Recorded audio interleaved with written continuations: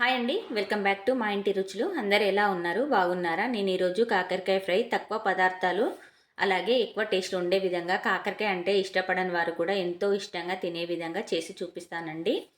ఇక్కడ నేను లేతగా ఉన్న కాకరకాయలను 3 పావు కిలోల వరకు తీసుకొని చిన్న ముక్కలుగా కట్ చేసుకొని దొడ్డుప్పు వేసి గట్టిగా పిసుక్కుంటున్నాను. ఇలా పిసుకోవడం వల్ల మనకి కాకరకాయలలో ఉన్న చేదు అనేది బయటకు వచ్చేసి కూర తయారైనాక మనం కాకరకాయ ముక్కలు తినేటప్పుడు అసలే చేదు ఉండదు. ఇలా పిసికి పక్కకు పెట్టుకోవాలి. నీళ్ళు అనేటివి ఏం యాడ్ చేయకూడదు. ఇక్కడ ముందుగా స్టవ్ వెలిగించుకొని గిన్నె పెట్టుకొని గిన్నె వేడైన తర్వాత ఒక 4-5 స్పూన్ల వరకు ఆయిల్ వేసుకోవాలి. కాకరకాయ ఫ్రై కాబట్టి నూనె అనేది కాస్త ఎక్కువగానే పడుతుంది. ఇలా నూనె వేడైన తర్వాత 1 స్పూన్ ఆవాలు, 1 స్పూన్ జీలకర్ర వేసుకొని చిటపటలాడిన తర్వాత మనం ముందుగా దొడ్డుప్పు వేసి పిసుకున్న కాకరకాయలలోకి నీళ్లు వేసుకొని గట్టిగా పిండి ఇలా ముక్కుడులోకి వేసి ఒక 5-6 నిమిషాలు ఫ్రై చేసుకోవాలి. ఇలా సగం ఫ్రై అయిన తర్వాత మనం చిన్న ముక్కలుగా కట్ చేసి పెట్టుకున్న ఉల్లిపాయ ముక్కలు వేసుకోవాలి. నాకు ఇక్కడ క్లిప్ అనేది మిస్ అయింది.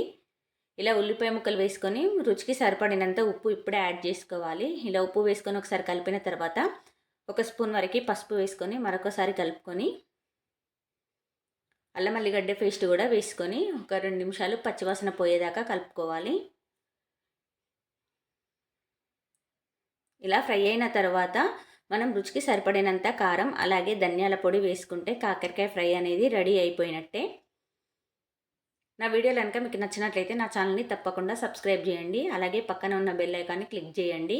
లైక్ చేయండి, షేర్ చేయండి, కామెంట్ చేయండి. అంతే అండి, చాలా సింపుల్గా చేసుకోవచ్చు. చేదు అనేది అస్సలే ఉండదండి. ఎప్పుడైనా మీరు ఇలా ట్రై చేశారా లేదా అనేది నా కామెంట్ బాక్స్లో తప్పకుండా కామెంట్ చేయండి.